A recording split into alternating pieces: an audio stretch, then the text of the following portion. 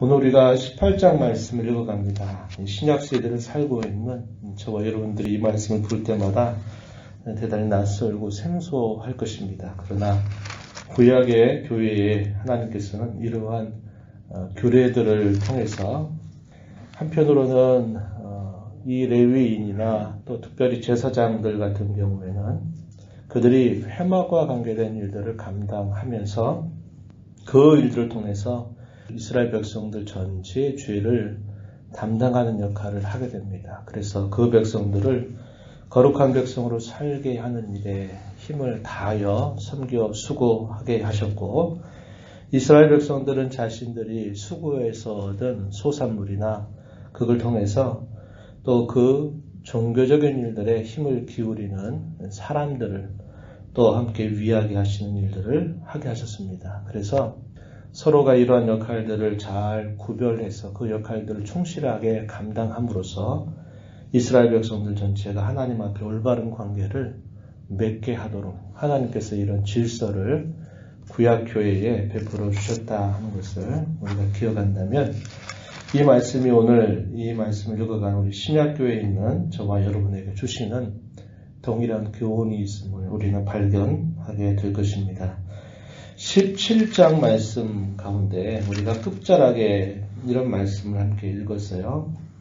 하나님께서 세우신 지도자들에 대한 거역과 반역으로 인해서 이스라엘 백성들이 큰 징계를 당하게 됩니다. 그래서 많은 사람이 죽임을 당하는 일이 있었고, 하나님께서는 그 문제를 또다시 백성들이 그것으로 인해서 죄를 짓지 않게 하시기 위해서 아론의 쌍난 지팡이를 언약궤 앞에 그것을 두게 하셔서 그들로 하여금 하나님이 세우신 이 질서를 존중히 이길 것을 분명히 보여주시게 됩니다. 그러한 일들을 본 이스라엘 백성들이 이렇게 반응을 했습니다. 17장 12절 13절 이렇게 이야기하죠. 이스라엘 자손이 모세에게 말하여 이르되 보소서 우리는 죽게 되었나이다. 망하게 되었나이다. 다 망하게 되었나이다. 13절에 가까이 나아가는 자, 곧 여호와의 성막에 가까이 나아가는 자마다 다 죽사오니 우리가 다 망하여야 하리이까. 하나님께서 이 성막을 세우시고 그 성막의 일을 감당하는 일들을 위해서 분명히 하나님 역할을 구별하셨죠. 레위인들을 이 성막에 관계된 일에 집중하도록 하셨고, 그 레위인 가운데 특별히 제사장들, 아론과 그의 아들들이 제사의 직무를 감당하게 하신 것입니다. 그래서 이 일들은 일반 백성이 할 수 없도록 하나님께서 구별을 하신 것이에요. 그러한 일들이 분명히 세우신 질서를 따라서 잘 유지가 된다면 그 백성들이 화를 당할 일이 없었어요. 그런데 그 일들을 결국 침범하게 되고, 왜 너희만 그 일들을 하느냐라고 거역하게 되면서 그들이 그 죄악으로 인하여 큰 징계를 당하게 돼서 죽게 되는 일들이 발생하게 된 것입니다. 그런데 백성들은 그걸 생각지 않고 성막에 가까이 나아가는 자마다 다 죽으니 우리가 어떻게 다 살아갈 수 있겠습니까? 우린 다 죽을 지경입니다. 라고 이렇게 이야기를 하게 된 것이에요. 그러자 하나님께서 다시 그들에게 무엇을 말씀하시느냐? 내가 이미 너희에게 시내산에서 말했던 이런 규례들을 내가 너희에게 주었지 않느냐? 이 규례들을 다시 너희 마음에 잘 새겨서 이러한 규례들을 잘 지키고 존중하게 여긴다면 이러한 일들은 발생되지 않을 것이다. 너희는 화목하고 번영을 이룰 수 있게 될 것이다. 라는 대답의 말씀으로 오늘 우리가 읽은 이 18장의 내용이 주어지고 있다는 겁니다. 그래서 이 18장의 내용은 우리가 앞에서 읽었던 내용과 크게 다르지 않다는 것을 알 수 있어요. 언제요? 시내산에 있을 때 하나님께서 그 백성들에게 주셨던 규례의 내용을 또다시 그들에게 되뇌이게 하신 것입니다. 너희가 이렇게 위하는 이 질서를 존중하게 여기고 이것을 잘 하나님의 뜻으로 받아들인다면 절대로 그러한 일은 있지 않는다. 이렇게 하나님이 그 백성들의 질문에 대해서 답변해 주시는 말씀. 이것이 18장의 내용이다. 이렇게 볼 수 있습니다. 그래서 이 18장의 내용 1절로부터 7절까지의 내용에서는 제사장들이 맡은 책임이 뭐고 또 레위인들이 맡은 책임이 무엇인가 그것을 그들에게 설명해 주시게 됩니다. 그리고 그 이하에 제사장들이 일반 백성들처럼 수고하고 땀을 흘려서 먹고 살아가는 게 아니라 종교적인 일에 집중해서 그 일들을 봉사할 때 그럼 그들은 뭘 먹고 사느냐라고 할 때 제사장들에게 주어지는 몫에 대해서 8절에서부터 20절까지 길게 소개가 되고 있고요. 그러면 레위인들에겐 또 어떠한 몫을 받아서 살아가느냐라고 할 때 레위인들의 몫에 대해서 21절부터 24절까지 설명이 되고 있습니다. 그리고 이 레위인들의 경우에도 자신들이 받는 것의 10분의 1을 제사장에 드리게 하는 그런 말씀이 이제 마지막 부분에 쭉 소개가 되고 있음을 보게 됩니다. 이 제사장들이 맡은 이 책임은 어떤 책임이냐?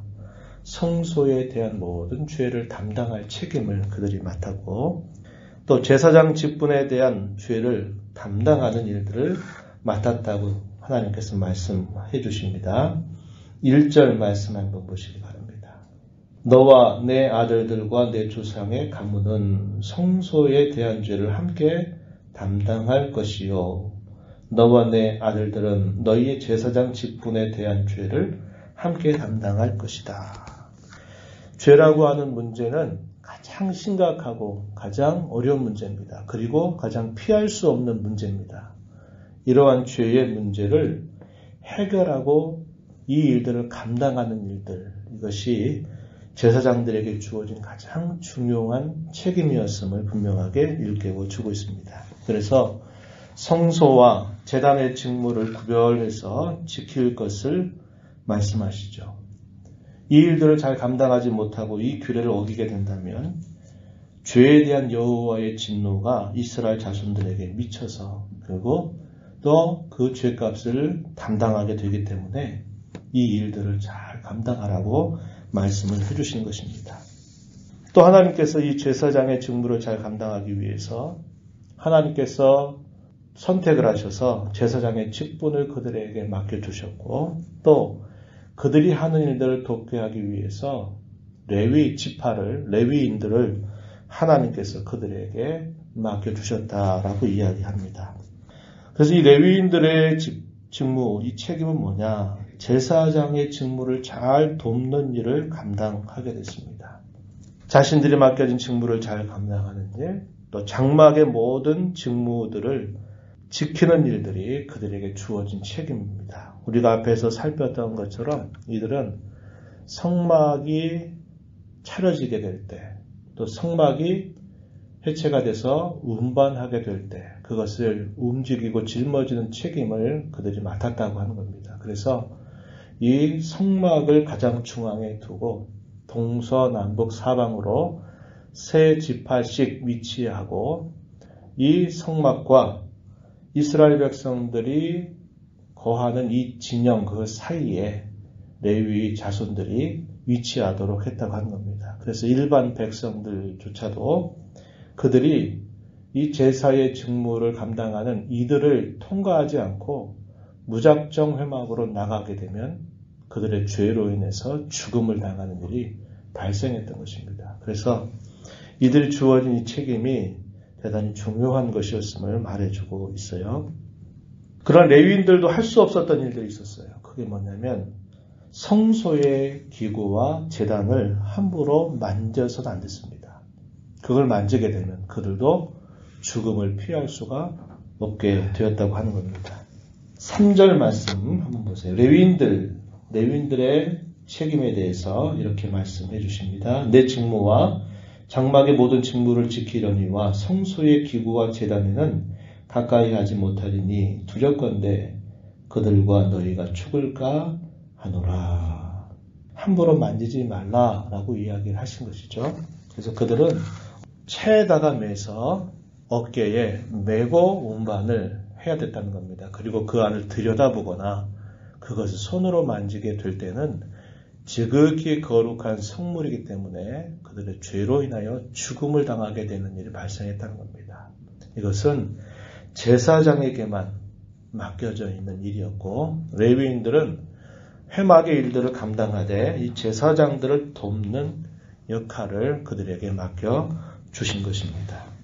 그래서 하나님은 그 백성들에게 분명히 이야기하시는 거예요. 한편으로는 제사장들에게 너희는 이러이러한 책임을 잘 감당해라. 제사장들과 함께 도와서 이 회막의 일을 감당하는 레위인들에게 너희는 이것을 감당해라. 또 한편 이스라엘 백성들에게 이러한 모든 책임은 제사장과 레위인들에게만 맡겨진 것이니까 너희가 함부로 이러한 규례를 무시하고 함부로 회막에 나와왔다가는 너희는 다 죽게 될 것이다. 이 규례를 엄격하게 지켜라. 이렇게 말씀하시는 겁니다. 이것이 보여주는 건 뭐냐? 하나님께서 마련하신 죄를 용서받는 길을 통과하지 않고는 하나님의 면전에 절대로 설 수 없다라는 원리를 가르쳐 주는 겁니다. 오늘날 우리가 하나님 앞에 나와서 예배할 때 또 하나님을 섬기는 이런 교회에 관계된 직무들을 감당할 때에도 우리에게 무엇보다 먼저 요구되는 게 뭐냐? 우리의 죄가 용서되어야 한다는 겁니다. 정결한 상태가 되어야 된다. 그러할 때 그러한 예배를 하나님이 받으시고 또 교회에 관계된 일에서 섬기고 봉사하는 일들을 기뻐 받으신다라는 것을 우리에게 분명히 보여주시는 겁니다. 그래서 이러한 원리는 구약교회나 신약교회나 동일하다 하는 것이죠. 그래서 우리는 하나님 앞에 예배하거나 어떤 일들을 섬기고 봉사할 때 항상 우리의 마음을 하나님 앞에 정결하게 하는 일을 진정한 회개를 통해서 반드시 해야 합니다. 이 일을 하고서 봉사하고 섬겨야 돼요. 그저 교회에 관계된 일을 일로만 여기고 애를 쓰고 수고하고 노력한다 하더라도 하나님 앞에 자신의 죄가 정결함이 있지 않은 상태에서 그 일을 한다고 할 때는 이 일은 교회에 관계된 일이고 또 하나님과 관계된 일처럼 보이지만 그것이 사람의 일이 될 수 있다는 것을 우리는 매우 조심해야 한다는 것이죠. 이렇게 하나님께서는 말씀하시고 제사장들은 그런 어떤 걸 분깃으로 삼고 살아갔느냐라고 말할 때 여러 가지 소개를 해주십니다. 예를 들어서 몇 가지 소개를 하면 이렇게 하나님께서 말씀하셔요.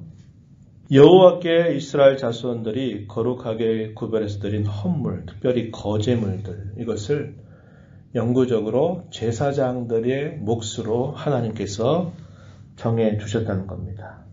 이것은 소금 언약이라 이렇게 말씀하기도 합니다. 19절에 보면 왜 그러냐?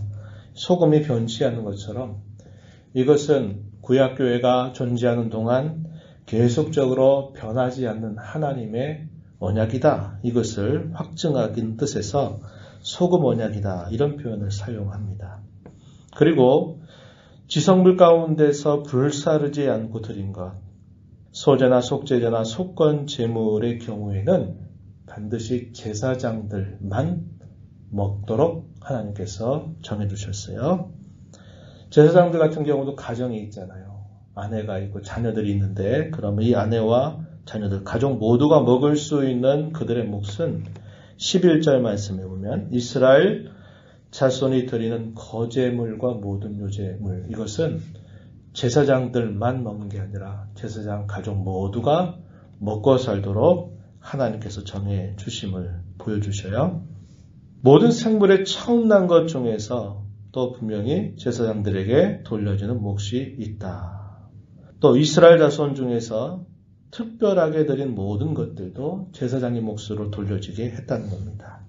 이스라엘 자손이 자신들의 수고와 땀으로 얻은 소산의 처음 것들을 그 가운데서 가장 좋은 기름, 가장 좋은 포도주와 곡식, 이것들도 제사장의 몫으로 구별해서 그들이 먹고 살도록 해주셨다고 이야기합니다.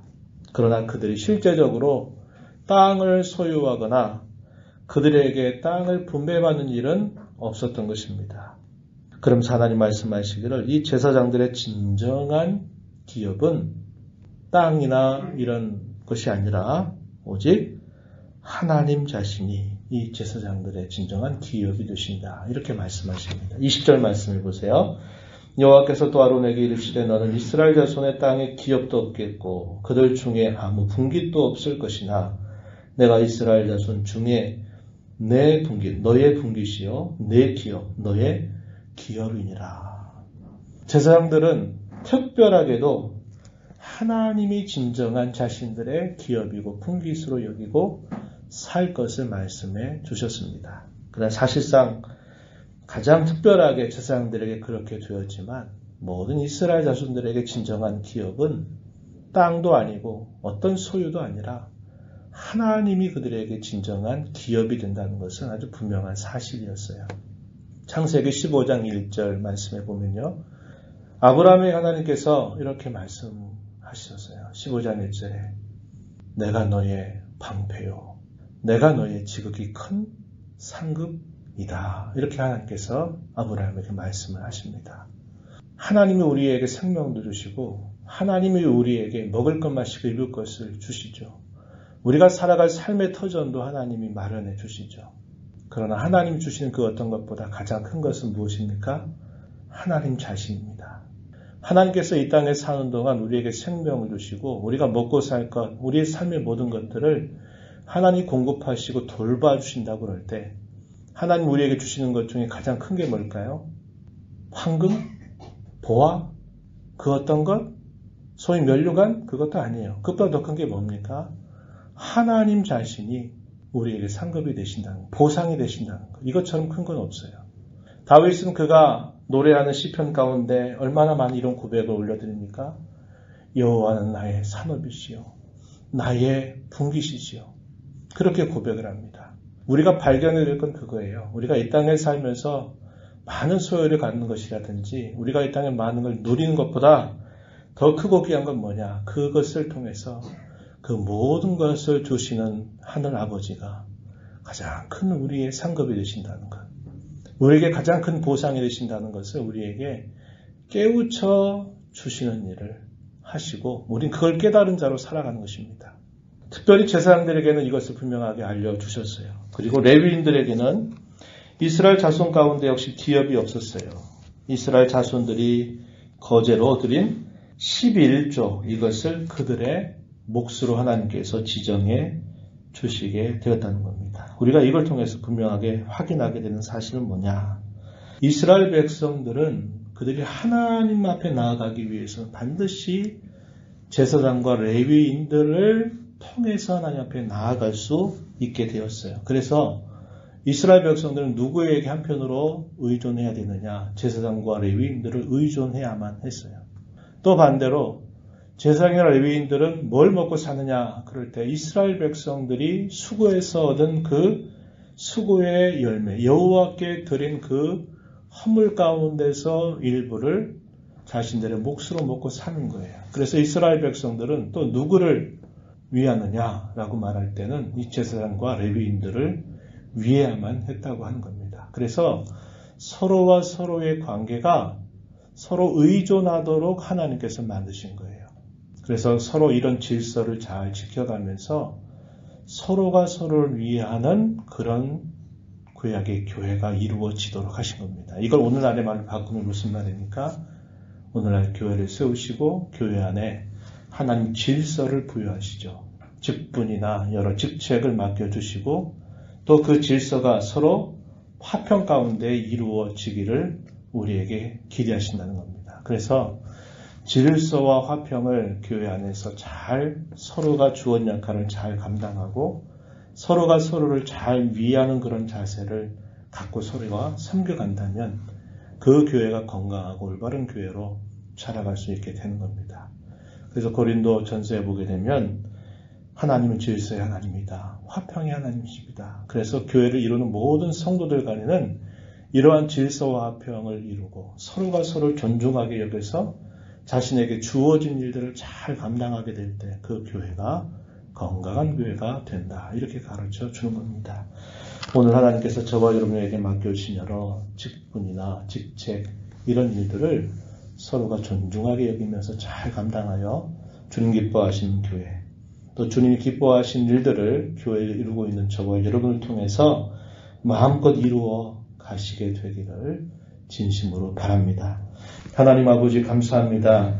이 새벽 시간에도 하나님의 은혜로 또 저희들을 불러주셔서 찬송을 드리며 말씀의 귀를 기울이며 말씀을 통해 우리에게 주시는 주님의 뜻이 무엇인지를 살피게 하신 것 감사드립니다. 이 땅에 사는 동안 저희 홀로 외롭게 살지 않게 하시고 하나님을 섬기는 자녀들을 교회를 이루게 하셔서 교회 가운데 여러 질서를 하나님께서 부여하시며 그 질서를 서로가 존중하게 여기고 서로가 서로를 위하여 잘 감당하는 일들을 하게 될 때 그 교회가 건강하고 든든한 교회로 서가게 되는 것을 보여주십니다.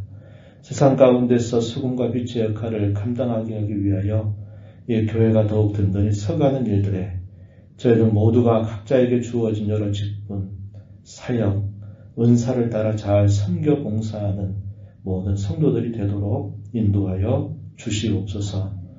이 시간도 주의 보좌 앞에 나와서 은혜를 구합니다. 저희들을 긍휼히 여겨주시고 저희들이 있어야 할 것을 아신 우리 주님께서 저희들의 필요를 채워주시고 기도 가운데 주와 교제하는 복된 시간 되게 하여 주시옵소서.